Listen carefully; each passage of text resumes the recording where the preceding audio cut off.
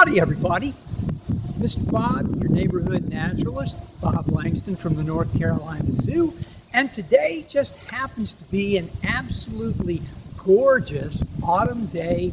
It's late in September, and the weather has given way from the very, very hot, sticky summer temperatures to a very, very nice, cool autumn day.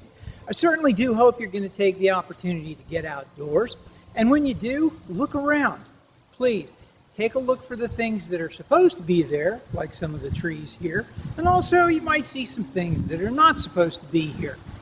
Typically, each year, in the months of August, September, and October, the Ocean Conservancy out of Washington, D.C., conducts a program that's known as the International Coastal Cleanup. This was an event that got started back in 1986. The Ocean Conservancy started taking notes of animal entanglements in various forms of marine debris way back in the 80s. And initially, the concern was largely for what's called abandoned fishing gear. Fishing line had been cut off and discarded into the ocean, as well as old nets, crab pots, and lobster pots. Those things that are sometimes referred to as ghost nets or ghost fishing apparatus. They were tangling animals, and those animals were sometimes not surviving.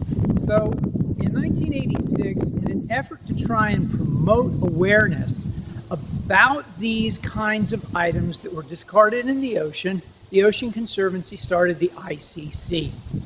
In '86, only one state in the United States participated, and that just happened to be Texas. There were a group of folks that were friends of South Padre Island outside of Galveston, and they were concerned about some of the things that would wash up in the Gulf of Mexico. So they participated. In 1987, a newly hired education curator at the Fort Fisher Aquarium here in North Carolina, and one of the Sea Grant scientists. The first gentleman was a fellow by the name of Andy Wood.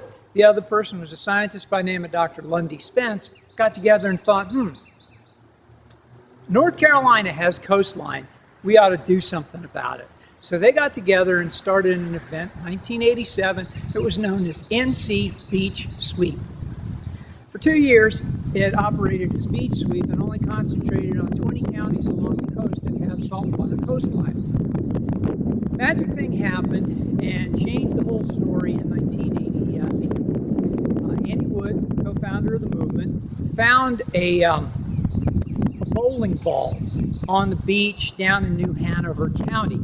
And with that, the light bulb went off and said, if a bowling ball can move, well, let me tell you a little bit about that bowling ball. The owner's name and address were engraved in the ball, and it actually belonged to somebody who lived down in Brazil. So Andy figured if a bowling ball from Brazil could end up on a beach in North Carolina, garbage can move. So at that point, the movement changed from Beach Sweep and became NC Big Sweep, and that particular program concentrated on all 100 counties of North Carolina. Because we're all in a river basin, all the waters here can ultimately lead down to the ocean. Here in Randolph County, we actually straddle the two largest basins in the state.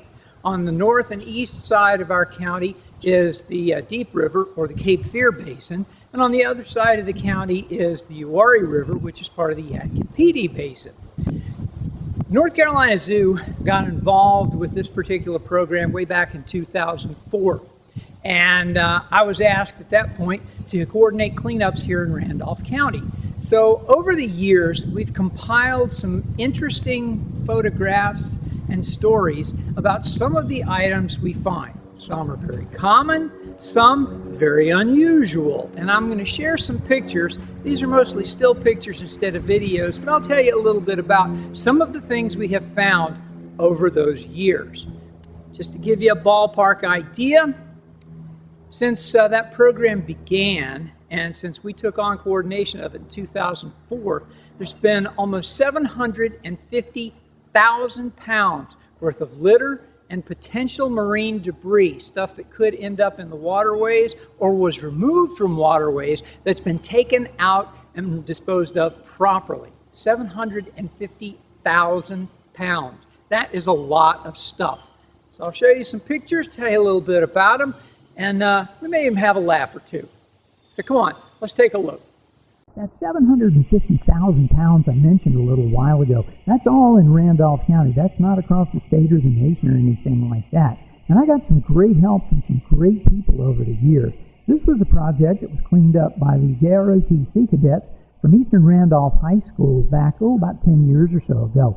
Pile of about 200 tires that was located over in Ramseur. This is actually adjacent to property that's now part of the rail trail and the greenway that's going up over there. If you notice, there may be a little theme working here. We get lots of automobile parts and things that get discarded inappropriately. This one was a gas tank. I believe it's out of an old Ford.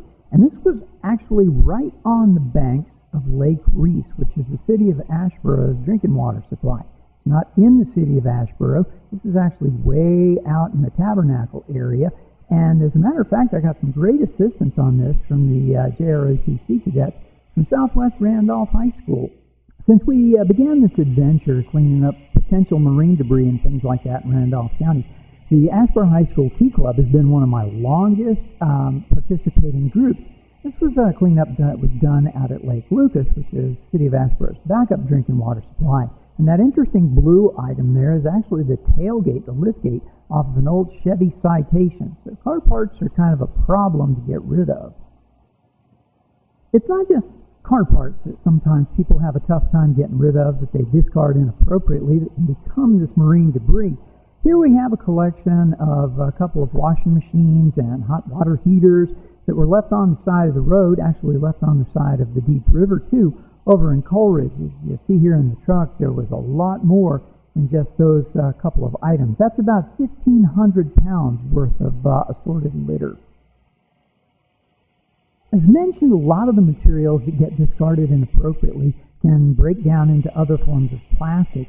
This was a cleanup site that Wheatmore High School National Honor Society has helped me with over the last few years, and all of that stuff you see down there on the banks of the river, this is Uwharrie River, everything down there is upholstery material. So there's some cloth and foam, unfinished cushions. All of this stuff can break down, it can float, and it can become quite problematic. Sartorial is a word I kind of like. It means having to deal with clothing, and so we're going to morph from upholstery to clothing. And this is the sewing machine, an old foot treadle sewing machine. Ms. Marie Milner and students from the Early College High School over at RCC have been working with me for many, many years, since about 2006. And this was on their first outing right behind Teachee Elementary School in Vessel Branch Creek. The sewing machine was actually under the sand and mud in the bottom of the creek.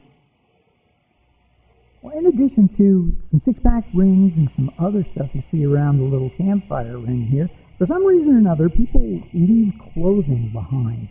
In this case, there's a pair of Levi's over there, and there's a couple of T-shirts and stuff like that. We have found some unmentionables, so I will not mention those in this particular instance. But this was over at Lassiter Mill. Lassiter Mill is actually over in New Hope on the southwest part of the county, and we used to find a lot of stuff out there. This was from the very first year we were out there in 2004, and yes, this young lady is encouraging our bad photo etiquette by posing on top of a toilet bowl that was taken out of the Uwharrie River right down there at the Lassiter Mill site. Love to tell you that's the only one we ever found. Unfortunately, that's not true. Hands down, the single most common thing we find whenever we do litter pickups across Randolph County, and pretty much anywhere, are cigarette filters. What you're looking at here is a collection of about 11,000 cigarette filters that were all collected by representatives from the Asheboro High School Zoo School at an event we used to call the Caped Crusade. Right around Halloween, we'd get all dressed up in superhero outfits and go out and see if we couldn't find some litter in downtown Asheboro. It's not just cigarettes, but also cigarette packing, the packages and stuff like that.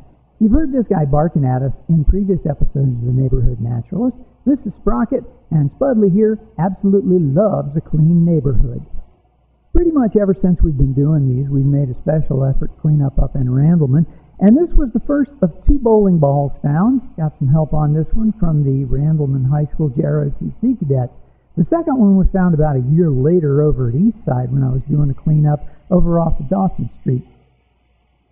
Okay, so that's some of the stuff we found over the years. Now, back in the spring, I did a segment of the Neighborhood Naturalist in which we talked about going out and doing litter cleanups. That involves being seen. I wore my high visibility safety green shirt and had my grabbers, gloves, and everything on. I do encourage people, when you go outside, take care of your neighborhoods. Here in my neighborhood, we have a creek. It's over that way. And it actually drains mostly stormwater, but there's always junk in it. So we're always trying to keep that clean.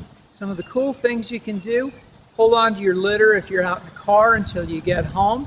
Put it in the trash can when you get home. It's not a big deal. The other thing, and I talk about this quite a lot, whenever I take Sprocket or Lucy, my 2 dogs, and we go out for a walk, I always carry poopy bags. We always pick those up because, among other things, that puts undesirable bacteria, coliform bacteria, into the waterways. And if we can prevent it from getting there in the first place, whether it's poop or whether it's a cigarette filter or a plastic bag, if we can prevent it from getting there to begin with, it's much easier than having to clean it up after the fact. So that's kind of what we're talking about. Strange trash, normal trash, stuff that we can keep out of waterways, we can keep out of the environment. Basically, it'll make our world a lot happier and a lot healthier.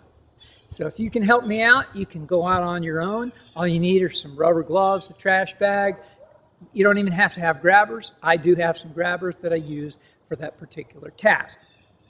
The North Carolina Zoo is currently open. This is a wonderful time to come and join us because the weather is cool, the animals are active. It's a great opportunity. Visit our website at www.nczoo.org and you can find out all the things you need to do as far as purchasing your tickets in advance, reserving your entry time, and everything you need to do so that you can be safe and so that our animals and staff can be safe as well. So we look forward to you coming to visit with us. The invitation is open. Please do. In the meantime, for the North Carolina Zoo, I'm Bob Langston. Mr. Bob, your neighborhood naturalist. Let's get outside and let's be safe, okay? Take care now, guys. Bye now.